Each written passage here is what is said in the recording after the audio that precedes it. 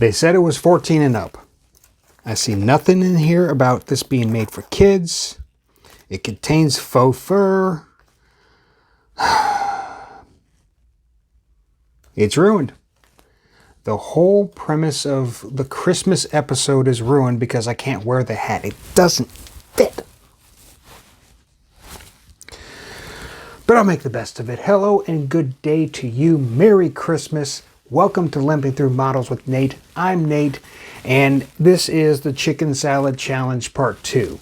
Admittedly, there were some issues with some of the footage that I obtained for many months back that kind of, I guess, soured me on putting out another video for some time, because I was like, I don't want to, waste time doing this. It's not going to be the best that it could be, but I did have some videos that I still had that was tucked away.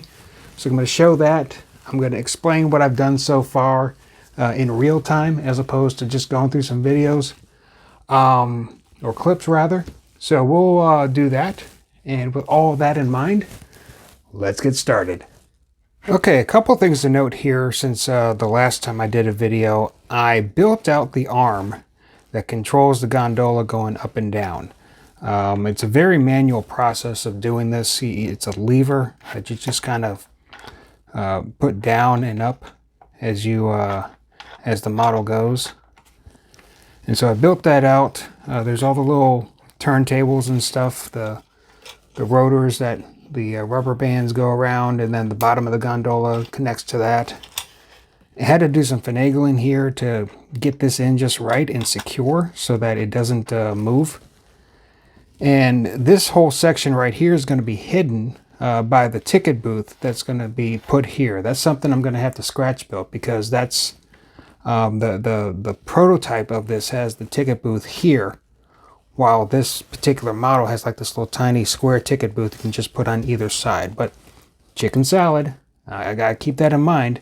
I want to make this as close to the real thing as possible. In addition to that, I think this line here is a new addition as well. I saw some pictures that had this around it. It's kind of like a warning sort of barrier between where the gondola spins and where people should be staying away.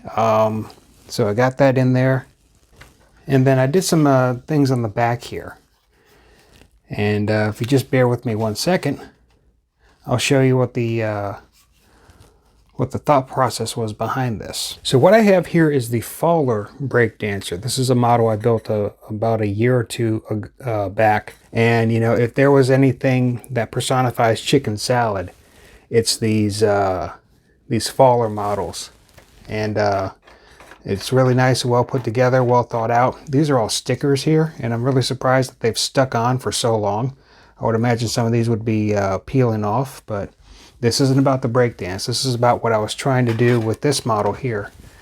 And on the back of this model, there's a little bit more bracing for the back panel than just for this model here, because this would be just straight up flat panel surfaces if I didn't do anything with it. So what I'm starting with, I'm starting to do the little catwalk around the top here. It was really simple. I got some styrene and set this on top of it, traced it out, and cut out the shape that I needed for that. I don't know if I'm going to keep this. I know I'm going to keep the bracing, but I want to maybe segment this out a little bit, maybe get some diamond plated styrene to put here instead. But I'll have to have this this catwalk here and some bracing, kind of like what you have here. I'm going to try my best to mimic what this looks like, because this looks more true to life than what this presents right now. And so that's kind of the thought process I have for the back portion of this model, to make it a little more realistic than what's presented with the kit from IHC.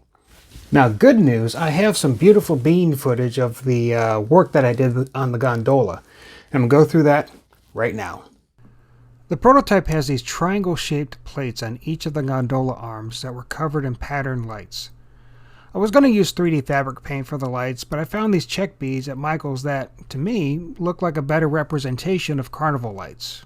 More on that later. Using a pick, tweezers, and clear part cement, I line up the beads in a pattern as close to the prototype as possible.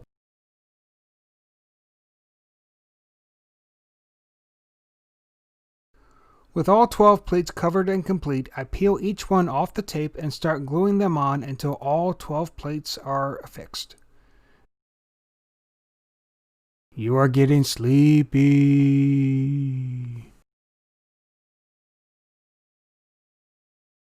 I had the most trouble finding the best way to represent the rows of lights on each bucket seat. I started with the decal paper I had before and printed out 3 rows of light strands, shaped to the contours of the bucket.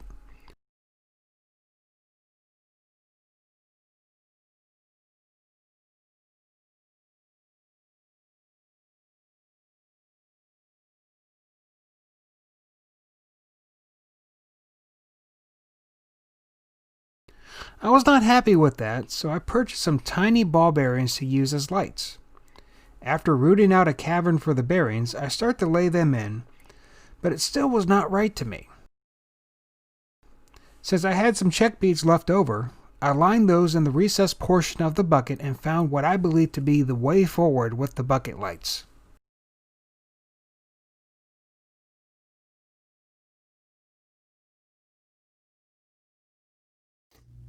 Alright, so this is what I have so far done with the gondola.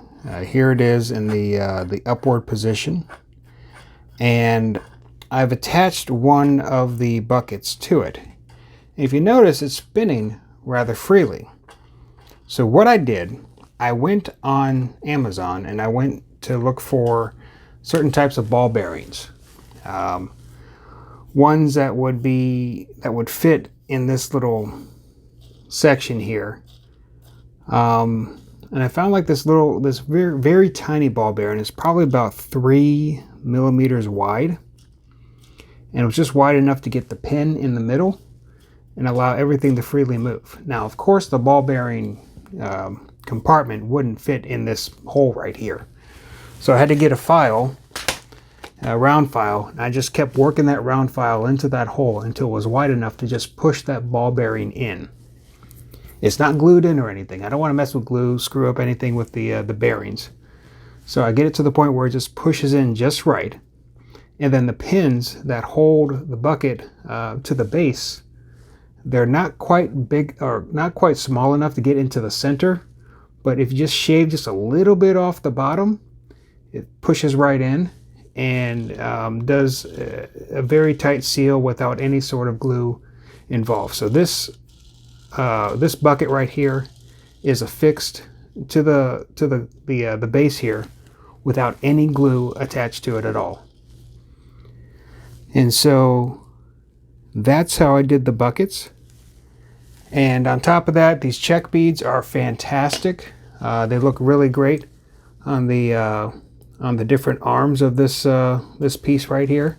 And there's another portion that I need to put on the face right here in the center, and add some check beads and all that stuff. And I had a really hard time trying to find the right sort of piece to put here to cover up everything and to have a nice base for the beads to lay out. And I got a little creative when I was at Michael's a couple of days ago, and I happened upon some googly eyes, which are just big enough to set in the middle of this. So boom, right there.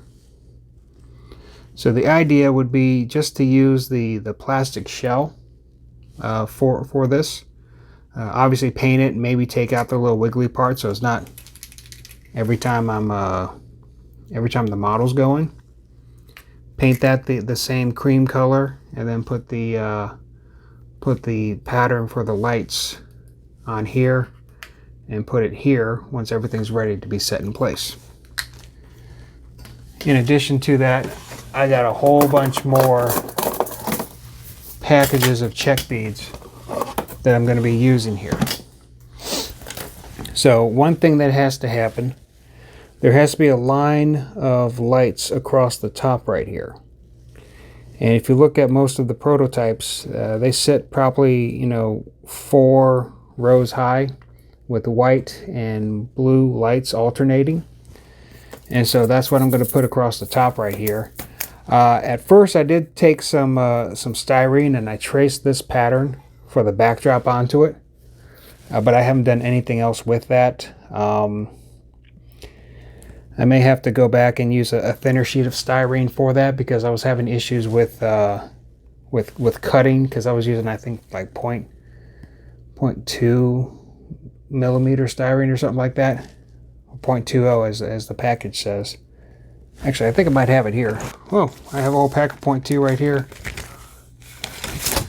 So what I'm going to do, I'm going to go back, and since I have a true to life printout of this backdrop already, I'm just going to lay that on top of here, trace out the pattern, and then carve it out and place that along the top here.